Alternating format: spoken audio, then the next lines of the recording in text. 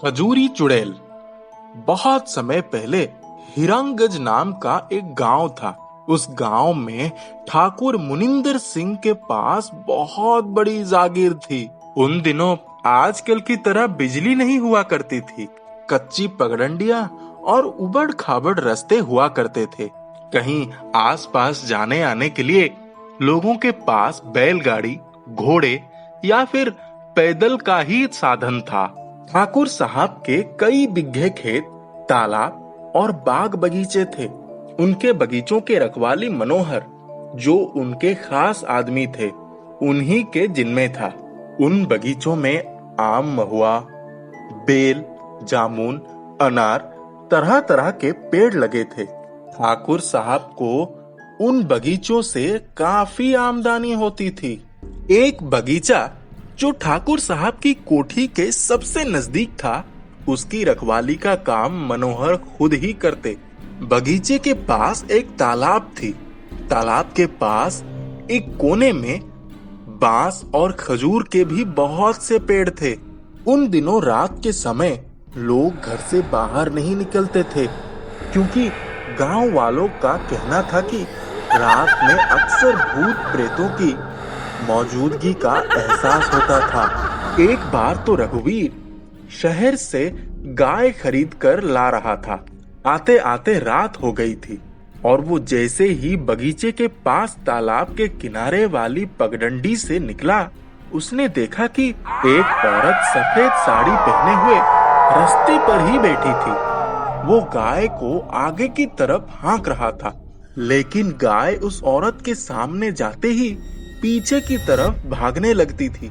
ये करते करते सुबह का उजाला हो गया। लोगों ने देखा कि बंसीधर वहीं पगडंडी पर बेहोश पड़ा हुआ था और गाय वहीं चुपचाप बैठी हुई थी। सुबह जब लोगों ने देखा तो बंसीधर को उठा कर लाए। गाय का भी पग्घा पकड़कर गांव में लाए। होश में आने पर बंसीधर ने बहुत ही कमजोर आवाज में रात की खजूरी चुड़ैल की घटना सुनाई और परलोक सिधार गई। उसके बाद से ही ये प्रचलित हो गया था कि बगीचे के पास कोई खजूरी चुड़ैल है, इसीलिए रात में उधर अकेले कोई नहीं जाता था। मनोहर पहलवान थे, किसी से भी नहीं डरते थे। वो दिन में तो बगीचे की रखवाली के लिए किसी दूसरे को भेजते थे, पर रात को खुद ही जाते थे। एक बार पूरा बगीचा आम से लदा हुआ था। लेनदार और ग्राहकों का आना जाना बढ़ गया था। मनोहर ने सोचा, कोई भी चोरी कर लेगा तो पता ही नहीं चलेगा। उस दिन मनोहर ने अपनी टॉर्च और लाठी लेकर शाम से ही बगीचे में पड़े तख्त पर अपना आसन जमा लिया। शाम तक तो लोग बाग वहां घूम रहे थे, लेकिन जब रात होने लगी तो धीरे धीरे सब किसी न किसी बहाने से खिसकने लगे। मनोहर ने अपनी लालटेन जला ली।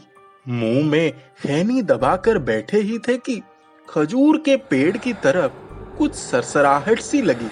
मनोहर ने वहीं बैठे बैठे ही टॉर्च की रोशनी उधर फेंकी तो देखा सफेद रंग का एक कुर्ता था। मनोहर फिर आराम से तख्त पर लेट गए।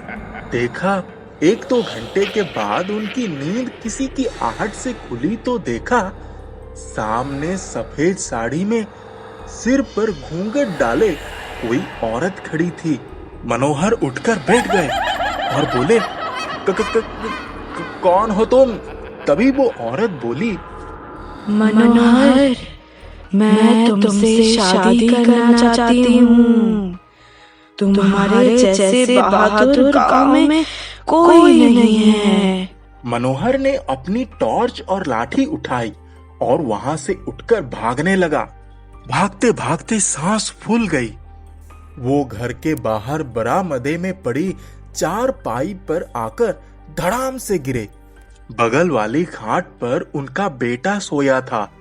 वो उठकर मनोहर के पास आया और बोला, क्या हुआ पिताजी? तब मनोहर ने सारी बात बताई। बेटा पानी का लोटा लेकर आया और उनको पानी पिलाया। तब जाकर थोड़ा चैतन्यता आया। तब तक उनकी पत्नी भी आ गई थी। सुबह जब वो उठे तब पूरे गांव में ये बात फैल गया था कि मनोहर को खजूरी चुड़ैल ने दौड़ा लिया था। उसके बाद मनोहर भूल करके भी बगीचे की तरफ नहीं जाते थे। एक दिन जब वो अपनी छत पर सोए थे, रात को जब नींद खुली तो देखा कि वो खजूरी चुड़ैल उनके बगल में ही सोई थी। मनोहर चुपचाप पड़े रहे, मन ही मन हनुमान चालीसा पढ़ते रहे। सुबह तक नींद नहीं आई। ऐसा लगभग 1 महीने तक चलता रहा। मनोहर जब भी कहीं सोने जाते वो उनके बगल में ही लेटी रहती। मनोहर का चेहरा पीला पड़ता जा रहा था और शरीर कमजोर हुआ जा रहा था। कई दिन तो वो डर से सोने ही नहीं जाते। एक दिन वो हनुमान जी के मंदिर गए और पुजारी को सब बात बताई। पंडित जी ने उनको एक हनुमान जी की मूर्ति वाला लॉकेट पकड़ा दिया। वो उनके कुर्ते की जेब में ही पड़ा रह गया। उस दिन जब वो सोने गए तो वो चुड़ैल उनकी पैरों के पास ही खड़ी रही और बोली, जेब में क्या है, निकाल कर फेंक दो। ऐसा 1 हफ्ते तक होता रहा। वो रोज आती और उनको जेब में से मूर्ति निकाल कर फेंक देने के लिए कहती। मनोहर समझ गए कि अब वो उनके पास नहीं आ सकती। दूसरे दिन जाकर उन्होंने हनुमान जी के मंदिर में प्रसाद चढ़ाया और मूर्ति का लॉकेट बनवाकर गले में पहन लिया। खजूरी चुड़ैल से पीछा छूट गया था। उसके बाद तो मनोहर ने फिर से बगीचे में जाना शुरू कर दिया था। उसके बाद कभी वो चुड़ैल नजर नहीं आई। राधा के पापा शहर की एक बहुत बड़े होटल में चौकीदार थे और राधा की माँ घरों में जाकर काम करती थी। राधा 7वीं क्लास में पढ़ती थी। जब राधा के पिता की नौकरी होटल में लगी थी तब राधा के पिता बहुत परेशान रहने लगे थे। राधा की माँ उनसे पूछती है कि आप परेशान क्यों रहते हैं? अब तो होटल में पैसे भी अच्छे मिलते हैं, तो परेशानी किस बात की है? तो वे कहते, कोई बात नहीं, बस ऐसे ही। राधा बहुत होशियार थी और बहुत तेज भी। उसे समझ में आ गया था कि उसके पिता को कोई परेशानी जरूर है। एक दिन राधा ने अपने पिता से कहा, पिताजी, हम भी आपकी होटल देखना चाहते हैं, एक दिन हमें भी अपने साथ ले चलिए। हाँ बेटा, एक दिन तुम दोनों को जरूर ले चलूंगा। रविवार के दिन राधा अपने पिता से कहती है, पिताजी, आप मुझे आज अपनी होटल ले चलिए, क्योंकि आज मुझे स्कूल नहीं जाना है और आज माँ को भी काम पर नहीं जाना है। ठीक है बेटा, तुम दोनों तैयार हो जाओ। शाम को मैं तुम्हें ले चलूंगा और उसी समय अपनी ड्यूटी भी कर लूंगा। फिर तुम दोनों वापस घर आ जाना। शाम को तीनों तैयार होकर होटल पहुँच जाते हैं। राधा और राधा की माँ पूरा होटल घूमते हैं और राधा के पिता उन्हें थोड़ा बहुत खिलाते हैं और फिर 1-2 घंटे के बाद कहते हैं कि अब मेरी ड्यूटी का समय हो गया है, अब तुम दोनों घर चले जाओ। राधा और राधा की माँ होटल से घर की ओर निकल जाते हैं। थोड़ी दूर पहुँचने पर, माँ, हमें यहीं रुकना चाहिए और छुपकर देखना चाहिए कि आखिर बात क्या है। पिताजी इतने परेशान क्यों रहते हैं? हाँ राधा, तुम ठीक कहती हो, हमें यहीं छुपकर बैठकर देखना चाहिए कि आखिर तुम्हारे पापा क्यों परेशान रहते हैं। और दोनों होटल से थोड़ी दूर छुपकर बैठ जाती हैं।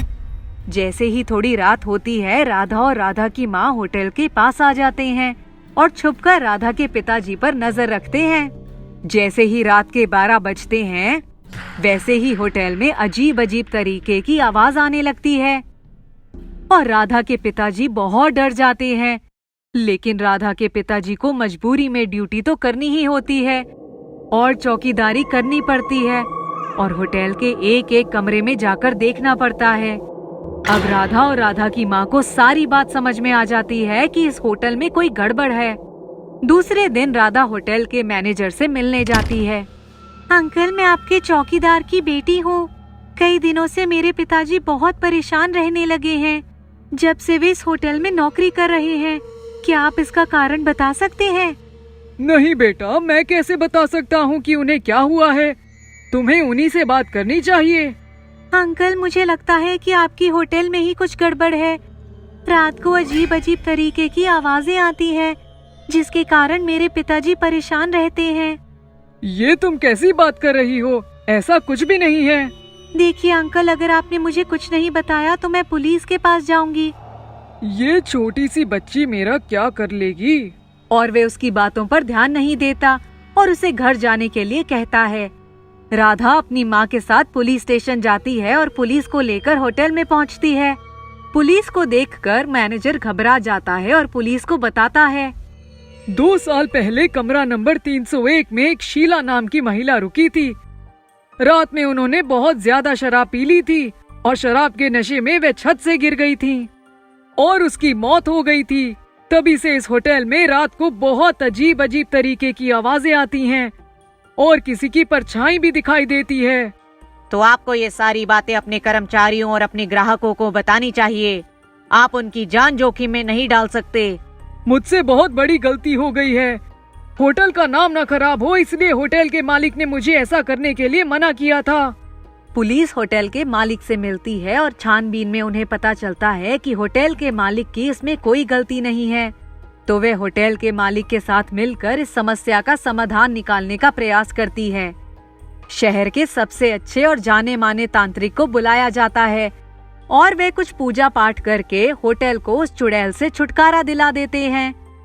पुलिस, होटल का मालिक और मैनेजर राधा की बहादुरी की बहुत तारीफ करते हैं और राधा को बहादुरी के लिए पुरस्कार भी दिया जाता है कि राधा के कारण बहुत से लोगों की जान बच गई। राधा के पिता भी बहुत खुश होते हैं और राधा पर गर्व महसूस करते हैं।